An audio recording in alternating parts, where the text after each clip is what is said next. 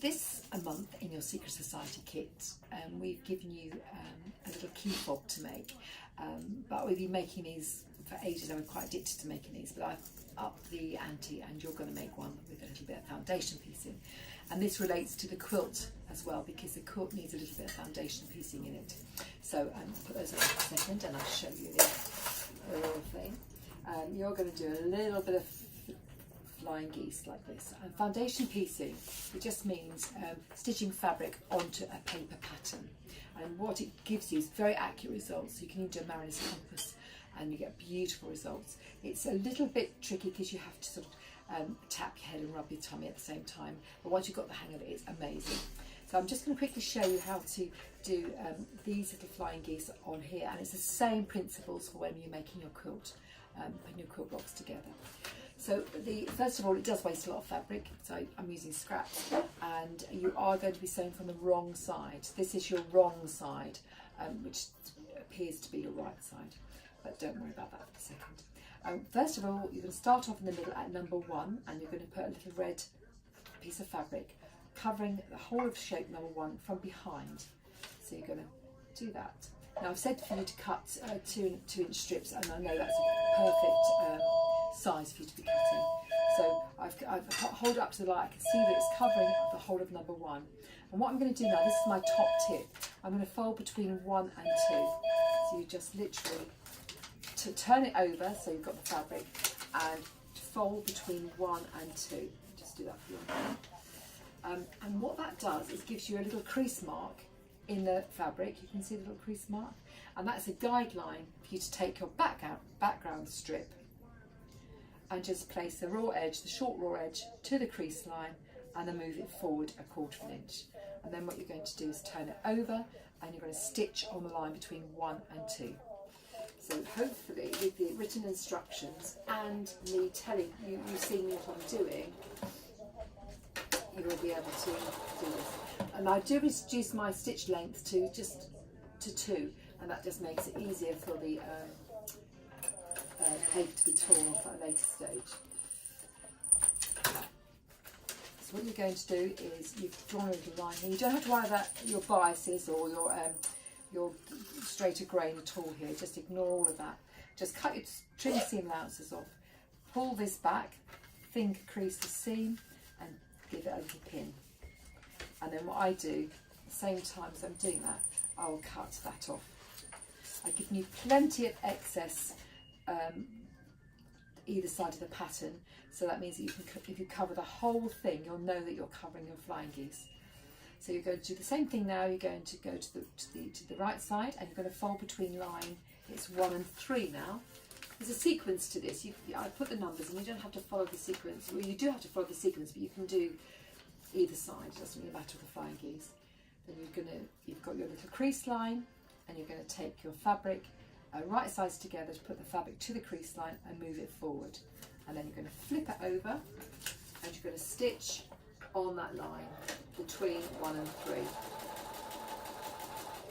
I'm making this look quite easy because I've done lots of them, but it does need some thinking, and it looks quite scruffy to start with. I'll just take the pin out.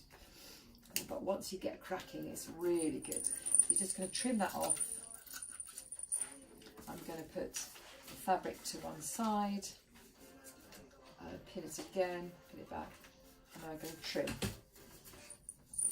So we've actually done 1/2 of the diamond.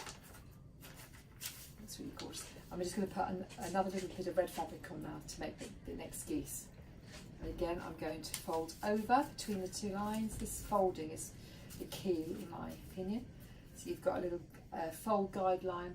Grab a piece of fabric. I'm really fussy. I can't use anything. This is really annoying. Oh yes, that's perfect. And you put the fabric to the line, move it forward, and then you're just going to stitch, to flip it over and stitch on the line. Now, that's all you have to do with both this one and, oops, bobbins run out, key fob and the main principle in the joining block in the main quilt. Flip it back and give it a little pin.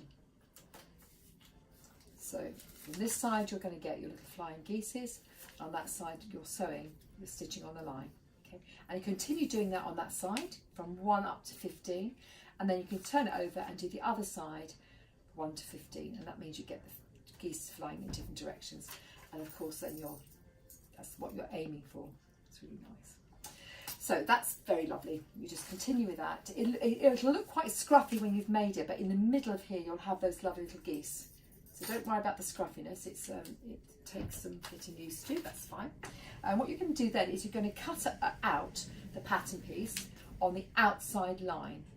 And you'll see I've cut it on the outside line. Don't ever be tempted to cut it on the inside line, it's disaster. And for this purpose, on the key fob only, just make sure you have ½ an inch at the top and the bottom end. And then once you've done that, you've sewn on those lines, you can trim it down nicely, you can take off the paper. Now it just tears off reasonably easily. If you're finding your paper is a bit thick, it doesn't tear off, then just slightly moisten it with a little bit of spray starch. I've got that water-based spray starch, which is really lovely. Or you can actually scratch your perforations with a needle. So I saved my old sewing machine needles. I scratch the perforations, and it makes it easier for paper to come off.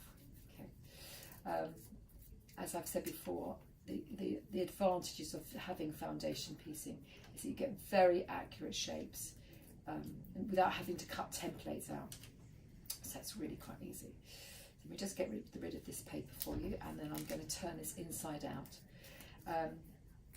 You do need to use patchwork weight fabric. Don't be tempted to use a little bit of denim, because you can see I've used blue here, because that's far too thick. You just need fine patchwork weight fabric. Dressmaking fabric's perfect as well, but no cords, no denims, because it's quite an intricate little piece, and it would be far too difficult to turn inside out. Now you can make a sort of a neater job of taking the paper off than I'm going to. This is not pleasant viewing, I'm sure, but once you've done that, there's a little trick to turning this inside out.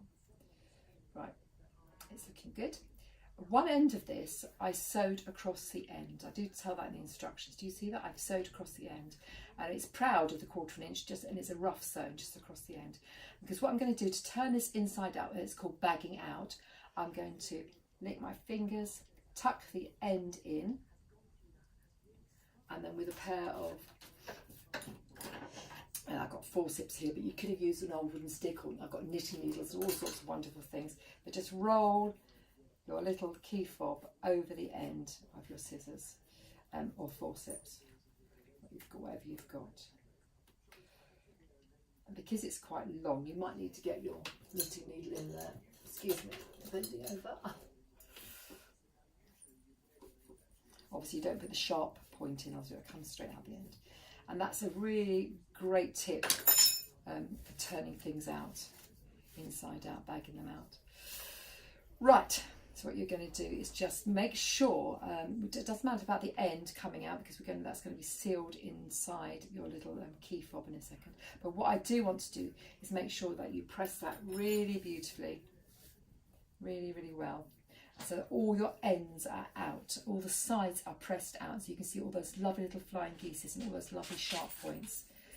I will have to do that later on for you, just to do that. And also what I have done on these ones here is I have machine quilted them, and what I did was use invisible thread, YLI invisible thread, which have I got some here to show you, I'll show you in a second.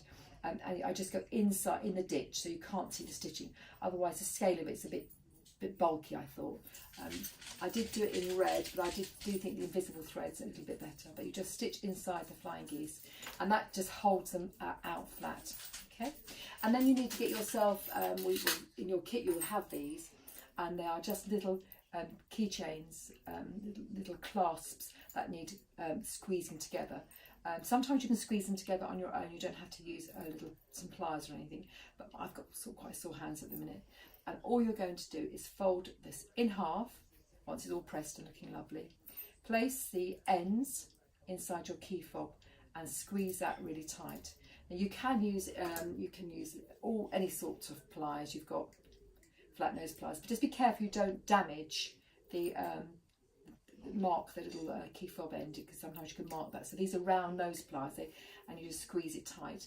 Or you can get these on Amazon. There's just, it's a tool that my husband's got, but they're quite flat and large, and you can just put them on there and squeeze it tight.